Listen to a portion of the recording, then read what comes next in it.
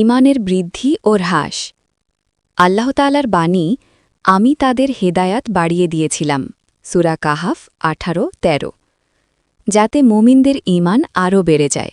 সূরা মুদ্দাসসির 74-31। তিনি আরও ইরশাদ করেন, আজ আমি তোমাদের জন্য তোমাদের দিনকে পরিপূর্ণ করে দিলাম। সূরা আল মায়দা 5-3। পূর্ণ জিনিস থেকে কিছু বাদ দেয়া হলে তা অপূর্ণ হয়।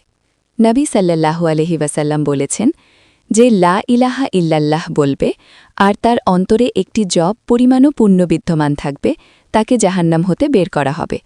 আর যে লা ইলাহা ইল্লাল্লাহ বলবে আর তার অন্তরে একটি গম পরিমাণও পুণ্য বিদ্যমান থাকবে, তাকে জাহান্নাম হতে বের করা হবে।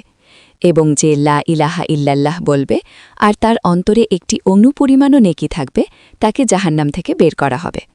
আবু আবদুল্লাহ বলেন, আব্বান রহিমাহুল্লাহ বর্ণনা করেছেন আনাস রাদিয়াল্লাহু আনহু হতে, এবং তিনি রাসূলুল্লাহ সাল্লাল্লাহু আলাইহি ওয়াসাল্লাম হতে নেকি এর স্থলে ঈমান শব্দটি রিওয়ায়েত করেছেন। জয়নেক ইয়াহুদি তাকে বলল, হে আমিরুল মুমিনিন, আপনাদের কিতাবে একটি আয়াত আছে যা আপনারা পাঠ করে থাকেন। তা যদি আমাদের ইয়াহুদি জাতির ওপর অবতীর্ণ হতো, তবে অবশ্যই আমরা সেদিনকে খুশির দিন হিসেবে পালন করতাম। তিনি বললেন, কোন আয়াত?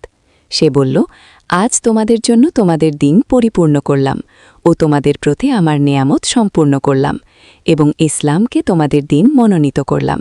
সূরা মায়দা 5-3। উমর রাদিয়াল্লাহু আনহু বললেন, এটি যে দিনে এবং যে স্থানে নবী সাল্লাল্লাহু আলাইহি ওয়াসাল্লামের ওপর অবতীর্ণ হয়েছিল তা আমরা জানি।